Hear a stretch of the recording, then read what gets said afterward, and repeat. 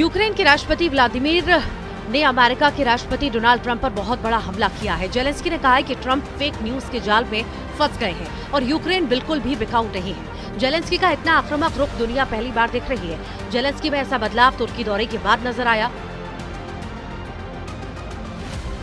Erdogan के हाथ में छाता और इस छाते के नीचे जेलेंस्की। इस तस्वीर में जेलेंस्की की बगावत छुपी है। इस तस्वीर में जेलेंस्की की जिद छुपी है। इस तस्वीर में जेलेंस्की की नई जंग छुपी है। तुर्की बहुत बड़ा मैसेज दे रहा है, रूस को भी, अमेरिका को भी और अरब वर्ल्ड के मुखिया सऊदी अरब को भी। जेलेंस्की और एर्दोआन की छाते वाली इस तस्वीर ने मॉस्को से लेकर कीव और रियाद से लेकर वाशिंगटन डीसी तक तहलका मचा दिया।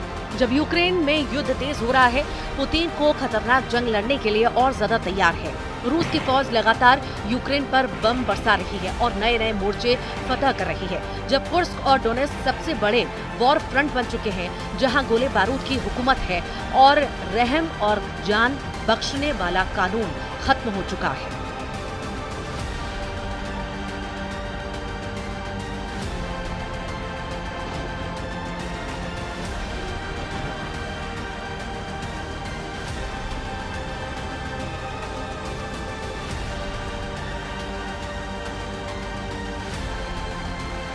तब यूक्रेन को बचाने के लिए नेटो की सेनाएं यूरोप का मोर्चा मजबूत कर रही हैं, क्योंकि फ्रांस, ब्रिटेन और जर्मनी को इस बात का पता चल गया है कि पुतिन अब नेटो का धुआं धुआं करने को तैयार है।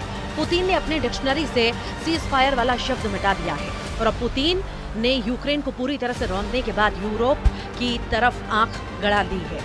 अब जेलेंस्की और एर्दोआन की मुलाकात तुर्की में हो रही थी, तब युद्ध कैसा चल रहा था उसके वीडियो डोनाल्ड ट्रंप की गलतफहमी दूर कर सकते हैं।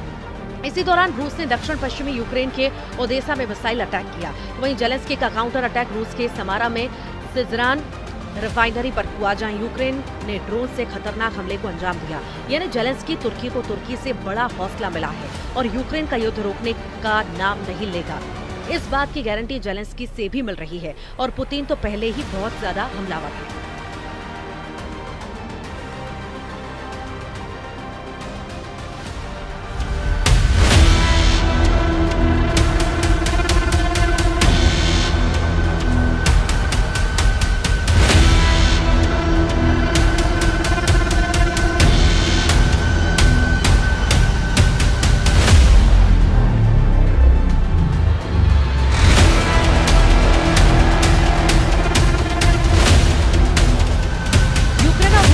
ताजा हमले रियाद में हुई अमेरिका और रूस की मीटिंग के बाद हुए हैं। यानी पुतिन और जेलेंस्की दोनों ट्रंप को साइलेंट मैसेज दे रहे हैं। मैसेज ये कि युद्ध वो अपनी शर्तों पर रोकेंगे। इसी बाद जेलेंस्की की एर्दोआन के साथ सीक्रेट मीटिंग की।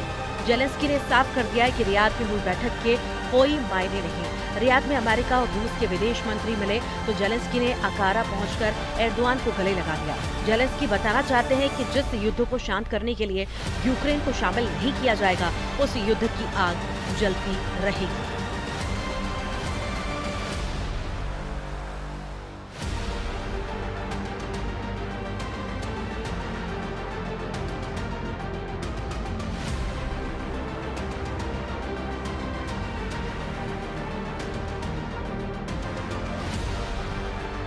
अब एर्दोआन और जेलेंस्की की मीटिंग हुई तो उसमें जेलेंस्की ने पूरा दर्द सामने रखा। जेलेंस्की ने बताया कि कैसे रूस की सेना ने पूरे डॉनबास को जकड़ लिया और कैसे कुर्स्क में उनकी सेना पुतिन और उनके दोस्त किम जोंग उन की सेना से बहुत ही खतरनाक युद्ध लड़ रही है।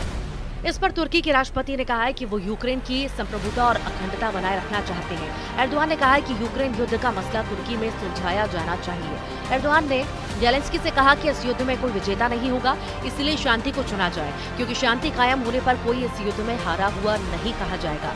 उधर तुर्की के राष्ट्रपति का कहना है कि इस युद्ध में कोई विजेता नहीं होगा, न ही शांति कायम करने पर कोई हारा माना जाएगा। हमने युद्ध के पहले दिन से ही पक्षों के बीच बातचीत से शांति बनाने की कोशिश की है।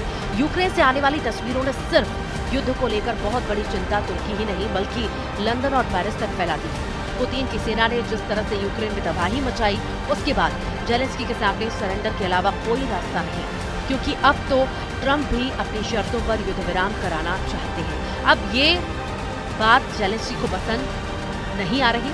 एर्दोआन से मिलने से पहले व्लादिमीर तुर्की की राजधानी अंकारा में उस जगह गए जो तुर्की के लिए काफी मायने रखती है। ये तुर्की के पहले राष्ट्रपति मुस्तफा कमाल अतातुर्क की कब्र है। तुर्की में जेलेंस्की बहुत बड़ा दर्द लेकर पहुंचे। दर्द इस बात का कि जिस बैठक में यूक्रेन पर फैसला होना है वहां उनको शामिल नहीं किया गया। ये बात एर्दोआन को भी पसंद नहीं आई और वो चाहते हैं कि यूक्रेन का फैसला तुर्की में उनकी टेबल पर हो।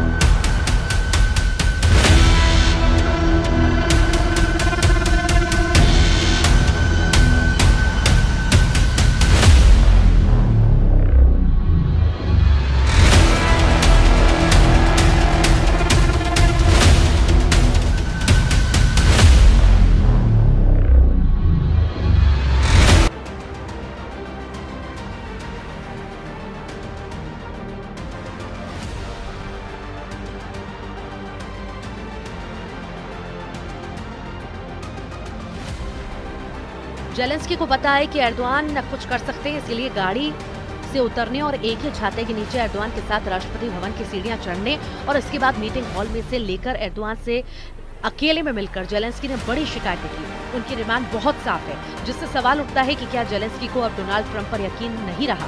जेलेंस्की चाहते हैं कि शांति वार्ता में यूरोपीय संघ को शामिल किया जाए, तुर्की को शामिल किया जाए और ब्रिटेन भी हो, यानी रियाद में अमेरिका और रूस की बैठक को जेलेंस्की ने पूरी तरह खारिज कर दिया है।